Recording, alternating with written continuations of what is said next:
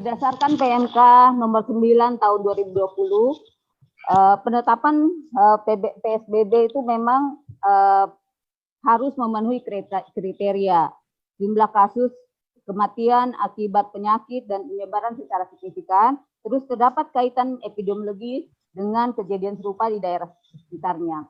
Untuk Kota Palu, ya, untuk Kota Palu yang kemarin kita sudah katakan bahwa terjadi transmisi lokal. Ini berdasarkan hasil kajian epidemiologi yang ditetapkan oleh Kementerian Kesehatan. Penyelidikan epidemiologi ini dilakukan oleh kabupaten atau Kota Palu sendiri, melaporkan kepada kami di provinsi, dan kami teruskan laporan epidemiologi tersebut ke Kementerian Kesehatan. Kalau bisa melihat bagan penularan yang ada di Kota Palu, ya bisa melihat di sini Bapak bisa lihat ya, ini kontak ya, apalagi namanya pelaku perjalanan yang mendapat konfirmasi positif pertama ya di Kota Palu sudah menularkan ke 1, 2, 3, 4, 5, 6 konfirmasi positif di Kota Palu. Yang kita lihat yang mana ditetapkan oleh Kementerian Kesehatan sebagai transmisi lokal untuk Kota Palu, kita lihat di bagian ini pelaku perjalanan yang ada di Kabupaten Sigi. Di Kabupaten Sigi ini menularkan ketiga orang konfirmasi positif yang ada di Kota Palu. Kita lihat di bagian ini Pak ya. Terus yang konfirmasi positif satu yang di Kota Palu tersebut, inisial S, yang sekarang berada di Rumah Sakit Madadi, sudah menularkan ke konfirmasi positif kedua. Ya, ini inisial A. Ini juga berada di Kota Palu. Ini sekarang berada di Rumah Sakit Madani. Yang ini, yang konfirmasi positif kedua, sudah menularkan lagi ke konfirmasi positif ketiga. Ini juga berada di Kota Palu, Pak. Jadi ini sudah masuk ke 2 generasi. Yang ketiga ini sudah menularkan lagi konfirmasi positif ke yang keempat, Pak. Ini sudah masuk generasi ketiga. Terjadi penularan transmisi lokal dari yang pertama sampai generasi ketiga. Sekarang ini sudah dilakukan rapid lagi kepada melakukan tracing di bawahnya dan sudah menghasilkan rapid positif untuk yang pasien D ini. Ini yang menjadi ketetapan dari Kementerian Kesehatan bahwa Kota Palu sudah menjadi transmisi lokal. Ini kenapa kita harus bedakan apakah memang tidak terjadi peningkatan secara signifikan konfirmasi positif di Kota Palu dibandingkan dengan Buol ya. Ini bisa dilihat apakah tracking atau tracing yang dilakukan sudah maksimal atau belum. Ya, ini harus kita bedakan. Tracking yang dilakukan masih ada yang belum terkonfirmasi, Pak. Ya, ada yang sudah konfirmasi rapid positif belum dilakukan tracking lagi ke bawah. Nah, ini yang harus diperhatikan oleh Dinas Kesehatan Kota Palu itu tersendiri. Untuk yang Buol, kenapa terjadi peningkatan yang signifikan sekali di sana untuk konfirmasi positif? Karena semua pelaku perjalanan mereka rapid. Kami siapkan rapidnya 500 waktu itu Pak ke Buol. Mereka rapid 250 itu konfirmasi reaktif. Diambil swab 50, hasilnya seperti begitu. Peningkatan 29 langsung swab positif di Kota Buol. Jadi di Kabupaten Buol. Jadi mereka melakukan trackingnya sudah sangat maksimal. Memang kalau kita lihat dari hasil tracking itu banyak orang yang tanpa gejala. Yang dilakukan pemeriksaan rapid test dan hasilnya reaktif. Nah, ini Kota Palu juga sebaiknya melakukan hal yang sama untuk itu. Jadi kita bisa akan lihat apalagi mungkin akan terjadi peningkatan kasus karena Kota Palu sudah dulu ditetapkan sebagai transmisi lokal oleh Kementerian Kesehatan. Untuk diketahui, penetapan transmisi lokal oleh Kementerian Kesehatan itu sudah melalui kajian epidemiologi. Dan itu ditetapkan oleh Kementerian Kesehatan untuk Kota Palu per 28 April tahun 2020 kemarin. Itu bukan dari kami, bukan dari Dinas Kesehatan Provinsi. Kami hanya melanjutkan penyelidikan epidemiologi yang dilakukan oleh Kota Palu ke Kementerian Kesehatan. Jadi kajiannya dilakukan oleh Kementerian Kesehatan sendiri. Mungkin itu bisa yang kami sampaikan, Pak. Terima kasih atas perhatiannya. Assalamualaikum warahmatullahi wabarakatuh. Assalamualaikum warahmatullahi wabarakatuh. Terima kasih banyak Bu Dokter. Kita ternyata untuk transmisi lokal sudah berada di generasi ketiga. Ya, nah memang ada beberapa soal yang seperti dikemukakan Ibu Dokter tadi. Pertanyaan adalah apakah kita sudah melakukan rapid test massal gitu. Seperti yang dilakukan di Buol. Tadi juga pembicara sebelumnya tadi kalau saya tidak salah tadi ada juga yang menyinggung kalau tidak salah Ombudsman tadi perlunya dilakukan rapid test massal. Terus kemudian kita harus melakukan tracking secara maksimal terhadap mereka yang sudah pernah terkontaminasi dengan pasien positif ini. Jadi memang soal transmisi lokal, saya kira tidak perlu lagi kita perdebatkan, Pak Kadis ya. Ini sudah tuntas bahwa kita sudah masuk dalam kategori daerah transmisi lokal sejak 28 April 2020 berdasarkan data-data yang dikemukakan dan klaim itu juga berdasarkan kajian epidemiologi dari pemerintah Kota Palu dalam hal ini Dinas Kesehatan. Nanti Pak Kadis, sebelum nanti kita kembalikan ke Pak Kadis, terima kasih banyak Bu Dokter. Ini menjadi pertanyaan dan menjadi pekerjaan kita bersama adalah apakah nanti rapid test massal ini perlu segera dilakukan dan bagaimana persiapan untuk itu juga nanti akan kembali ke Kadis Kesehatan. Ya, kita ke Pak Direktur dulu. Silakan Pak Direktur. Assalamualaikum warahmatullahi wabarakatuh. Waalaikumsalam warahmatullahi wabarakatuh. Baik, yang saya hormati moderator dan seluruh senior-senior saya, teman-teman dan adik-adik saya yang sempat hadir pada diskusi malam ini. Saya sangat berbahagia sekali karena antusias sekali nih semua. Karena ini menggambarkan bahwa kita semua ingin hadir dalam upaya memutus mata rantai COVID-19 khususnya di Kota Palu. Dan kita prihatin dengan kejadian yang ada di Buol. Kalau prinsip saya di sini adalah yang perlu kita tindak lanjut sekarang adalah persiapan. Apakah mau ada PSBB atau tidak ada PSBB harus dipersiapkan. Itu nomor satu dulu. Karena apa? PSBB itu bisa lahir apabila kriteria-kriteria yang sudah ada sesuai dengan Permenkes itu ada. Nah sekarang, yang hal-hal yang tidak diminta-minta.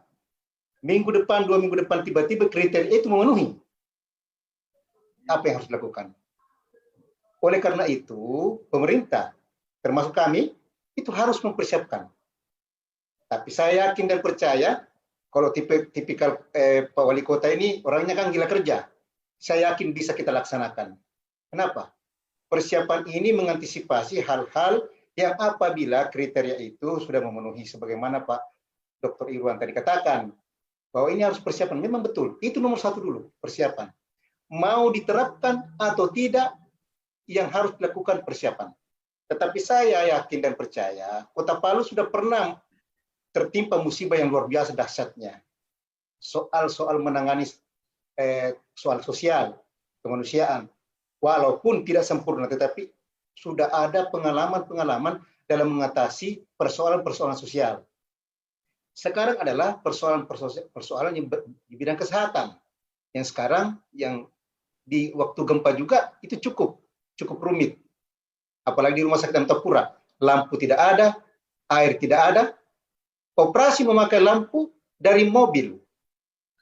Itu contoh. Nah, Sekarang kami dari pihak Rumah Sakit Anutapura adalah bagaimana tim medis itu bisa bekerja maksimal tanpa rasa takut.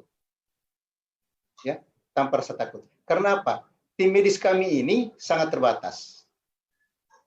Siapa yang tidak punya rasa takut? Hampir setiap minggu ada petugas yang meninggal. Sehingga kami dari pihak rumah sakit, saya yang diserai memanage rumah sakit, itu selalu mengatur ritme. Agar supaya dalam bekerja itu ada rasa kenyamanan. Sekarang kami sudah isolasi setengah dari petugas di salah satu hotel di Kota Palu untuk sedikit refresh agar supaya ya saya tidak katakan diisolasi tetapi refresh untuk pergantian. Karena apa? Dalam melaksanakan kewajibannya sebagai petugas tim medis yang menangani pasien COVID ini itu sangat berisiko dan mereka tidak pernah ketemu keluarganya. Ini yang perlu kita pahami semua. Keterbatasan tenaga di rumah sakit itu yang perlu masyarakat tahu. Sehingga kita semua harus patuh dengan aturan-aturan yang diberlakukan oleh pemerintah. Kalau kita tidak patuh, semua akan sia-sia. Saya selalu katakan di medsos saya bahwa saya sangat yakin bahwa Kota Palu tidak akan pernah signifikan naik. Ada beberapa dasar yang saya katakan tidak bisa naik. Kenapa? Pertama, pintu masuk sangat sulit sekarang ini. Untuk 2 minggu ini sudah tidak ada yang masuk. Sangat sulit masuk. Kemudian orang-orang yang sakit pun jarang orang naik kendaraan. Kalaupun ada 1-2, saya yakin. Tapi yang pasti orang menggunakan kendaraan masuk di Kota Palu umumnya orang tidak sakit. Pesawat sekarang sudah tidak ada. Sehingga apa sih katakan? Kenapa kurvanya datar? Dalam kurun waktu Anutapura sudah hampir 3 minggu stagnan tetap. Kenapa? Ini rupanya yang saya perhatikan juga tracing di lapangan sudah cukup bagus. Jadi apa yang dikatakan tadi Dinda Julian ini bahwa perlu kerja keras ya betul. Tapi yang kalau saya lihat di lapangan itu luar biasa. 6 posko yang dibuat oleh Bapak Pemkot, instruksi Pak Wali itu merupakan cara strategi yang jitu. Saya yakin di seluruh Sulawesi Tengah ini tidak ada yang melakukan seperti itu. Pak Andi Sumiadi lihat sendiri kan di lapangan luar biasa. Ada yang mengatakan ada kebocoran-kebocoran. Tidak ada aktivitas sesuatu yang tidak ada kebocoran sedikit pun. Pasti adalah, tidak mungkin sempurna. Tetapi apa yang dilakukan oleh pemerintah kota itu sudah luar biasa. Menyiapkan sarana OTG ODP itu di asrama haji. Sudah disiapkan. Nah, apabila itu full, kami Rumah Sakit Anutapura sudah menyiapkan. Kemarin, tadi malam saya sudah laporkan sama Pak Sekot, bahwa Rumah Sakit Anutapura ada penurunan angka kunjungan pasien di rumah sakit. Hampir 60%. Ruang kosong inilah yang saya akan gunakan untuk apabila terjadi ada sesuatu, digunakan rumah sakit. Tetapi ada zona yang kami bagi, kami sudah adakan pertemuan kemarin, ada zona di rumah sakit, zona yang bisa dilalui masuk untuk pasien khusus COVID dengan pasien umum. Itu yang kita bagi. Jadi Kota Palu tidak perlu terlalu khawatir kalau soal tempat. Rumah Sakit Anutapura sudah siap. Walaupun ada yang mengatakan itu berisiko. Nanti Rumah Sakit Anutapura tidak ada nanti yang kunjungi kalau ditempati. Bukan soal itu persoalannya. Persoalannya bagaimana kita rumah sakit itu bisa menyiapkan pelayanan apabila ada apa-apa. Itu tugas kami dari pihak rumah sakit. Jadi saya apresiasi kerja para surveillance Kota Palu yang betul-betul sudah turun ke lapangan. Nah, ini mungkin perlu ditindaklanjuti lagi, lebih keras lagi, yang sebagaimana dikatakan bahwa mungkin di Buol itu begitu gencar. Di Kota Palu juga gencar. Di pos-pos itu ada pemeriksaan rapid test di sana. Apabila ada gejala-gejala yang diragukan, itu langsung rapid test. Dan hasil rapid testnya itu apabila positif, sudah pasti tempatnya di asrama haji, di pondok. Dan saya rasa itu. Makanya saya katakan, untuk Kota Palu, saya sangat-sangat yakin itu agak sulit mau signifikan. Kenapa? Masyarakat juga saya lihat, walaupun kalau kasat mata masih ada, tetapi secara umum orang sudah mulai ada rasa takut. Secara umum ya. Karena apa? ini apa namanya, PSBB yang dilakukan juga Jakarta ini buktinya kan menanjak terus. Sudah diterapkan di Jakarta. Tapi faktanya apa? Hampir semua daerah yang sudah diterapkan tetap signifikan naik terus. Menjadi perlu dievaluasi di sini. Kenapa sudah dilaksanakan PSBB tetap juga ada tingkat kenaikan yang luar biasa. Saya kira ini perlu kita juga evaluasi apakah PSBB ini sudah efektif. Kalau saya katakan untuk ukuran Indonesia tidak akan pernah berhasil PSBB secara maksimal. Ya, saya tidak bilang Palu secara umum. Kenapa? Budaya kita sudah beda.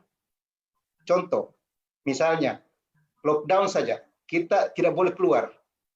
Tetangga mau kemana Om? Saya punya cucu di Tinggede sakit, saya harus ke sana. Tidak mungkin ada yang larang. Ini budaya-budaya yang sulit. Agak sulit kita mau terapkan betul-betul sama dengan seperti di Vietnam. Saya kira begitu untuk sementara. Assalamualaikum warahmatullahi wabarakatuh. Berdasarkan Permenkes nomor 9 2020 ada tiga kriteria yang harus dipenuhi. Tadi yang disampaikan teman sejawat Dr. Jung itu adalah transmisi lokal. Yang merah-merah banyak, yang dikasih lihat pertama itu adalah inisial H. Itu yang 4 orang dibawanya itu istri dan 3 anak. Artinya apa? Dari satu sumber ke istri dan anak berarti 4. 4 merah itu tadi itu bukan transmisi lokal. Dari 1 orang ke 4 orang ini. Jadi untuk yang HB, saya sedikit ini. Kedua, saya juga punya data. Ini memang saya juga punya bagan yang dikirimkan oleh tim surveillance kami. Saya tidak tahu bagaimana bisa terjadi perbedaan yang disampaikan oleh tim surveillance Dinkes dengan provinsi. Taruhlah itu adalah miskomunikasi. Yang pasti bahwa data ini antara AG dan C ini saudara kandung. Saudara kandung artinya apa? Pada saat terinfeksi dua-dua itu, maka sumber itu cuma satu dari atas. Ini masih dalam satu klaster, belum menular di luar klaster itu. Sehingga apa? Saya berkata bahwa kalau masih dalam satu lingkungan keluarga, saya belum masukkan dalam satu transmisi lokal karena masih dalam satu lingkup, satu keluarga, satu keluarga seperti itu. Tapi taruhlah transmisi lokal terjadi, tapi yang pertama dan 2 juga harus terpenuhi supaya Departemen Kesehatan kalaupun mengajukan jangan sampai kita ditolak misalnya. Tentu 3 persyaratan ini harus terpenuhi baru bisa mengajukan. Yang kedua, mengenai masalah rapid test. Kita sudah melakukan 388 orang yang OTG dan ODP. OTG itu artinya orang yang pernah kontak dengan kasus positif. ODP itu orang yang ada gejala yang habis pulang dari daerah terpapar. Dari 388 orang itu, alhamdulillah sekarang ini tinggal 60 orang yang dalam pemantauan.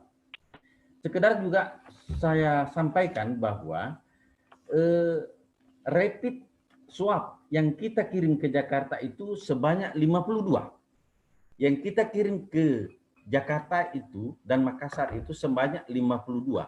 Tetapi yang positif adalah 16 dan selebihnya di 36 itu negatif. Jadi bukan berarti bahwa kasus-kasus yang PDP dan OTG yang berpotensi positif itu kita tidak kirim ke Jakarta dan Makassar, kita kirim juga. Cuma memang hasilnya alhamdulillah negatif seperti itu. Bukan saya menolak untuk dilakukan PSBB, tetapi perlu ada pertimbangan-pertimbangan yang matang. Dikaitkan karena salah satu aspek yang menjadi perhatian utama adalah masalah kesehatan.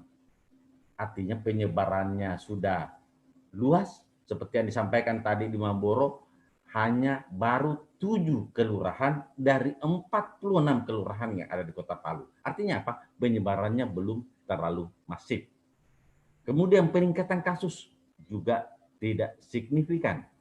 Kalaupun tadi satu poin yang di bawah itu terjadi transmisi lokal, tetapi alhamdulillah transmisi lokal ini belum menyentuh ke orang lain, masih dalam satu lingkup klaster. Masih dalam satu lingkup klaster. Sehingga demikian bahwa apa yang kami lakukan selama ini, pasien-pasien OTG, pasien-pasien ODP itu semua dikirim ke posko kelurahan. Di posko kelurahan sehingga pengawasan, baik pengawasan yang dilakukan di asrama haji maupun ke pengawasan di tengah masyarakat untuk pasien-pasien ODP OTG ini selama ini berjalan dengan maksimal berkat instruksi Bapak Wali Kota Palu. Terbentuklah posko kelurahan seperti itu. Sehingga dengan demikian kita berdoa bersama semoga semua kasus-kasus yang dibawa tadi, misalnya ada positif kontak dengan siapa, yang dibawa kontak lagi dengan siapa, kita kejar semua itu sampai sesuai dengan informasi yang kita dapatkan. Sesuai dengan informasi yang kita dapatkan. Kecuali tadi yang dari anggota dewan bahwa ada yang tidak mau jujur, disitulah barangkali masalahnya kalau memang pasiennya tidak jujur. Jadi insya Allah selama ini apa yang kami lakukan dengan membentuk relawan lebih 200 relawan terdiri dari dokter, perawat, surveillance, prongkes, ada bekerja bersama sekarang lebih 200 orang, sekitar 258 relawan diterjunkan oleh Bapak Wali Kota untuk mengatasi termasuk pelaku perjalanan, termasuk OTG, termasuk ODP, termasuk tim di puskesmas, semua bahu-membahu untuk melakukan pelacakan baik ODP dan OTG. ODP itu adalah orang yang dari luar kota dan tiba-tiba muncul gejala. OTG itu adalah orang yang habis berkontak dengan kasus positif. Sehingga dengan demikian, kalau sumber penularan ini bisa kita tangkap, kita tahu bahwa yang bisa menularkan adalah pasien OTG dan ODP. Kalau pasien ODP dan OTG ini mampu kita melakukan persuasif, misalnya seperti sekarang sudah dirawat 22 orang di asrama haji. Insya Allah kita jamin semuanya itu sudah aman dan tidak akan menularkan kepada orang lain. Nah, alhamdulillah Dindaku tadi dari Rumah Sakit Anutapura sudah menyiapkan lagi tempat sekitar 80 tempat tidur. Mudah-mudahan ke depan semua pasien ODP OTG itu dengan keikhlasan, saya mohon dengan keikhlasannya supaya tidak menularkan kepada anaknya, tidak menularkan kepada istrinya, kepada suaminya, kepada tetangganya, dan seluruh masyarakat Kota Palu, ikhlaslah untuk dilakukan pengawasan baik di rumah sakit maupun di pondok perawatan yang telah disediakan oleh Pemda Kota Palu. Seperti itu langkah-langkah yang kami lakukan. Semoga ini efektif dan pasti harus didukung oleh seluruh elemen masyarakat Kota Palu. Terima kasih banyak atas segala perhatiannya. Jaga jarak, pakai masker, di pasar jangan terlalu banyak tawar-menawar, jangan terlalu banyak kontak, dan lain sebagainya. Semua itu ada di buku panduan yang telah dicetak oleh Pak Wali Kota sebanyak 15.000 lembar, dan ini sudah disebar di seluruh masyarakat Kota Palu. Terima kasih moderator, terima kasih semuanya. Assalamualaikum warahmatullahi wabarakatuh.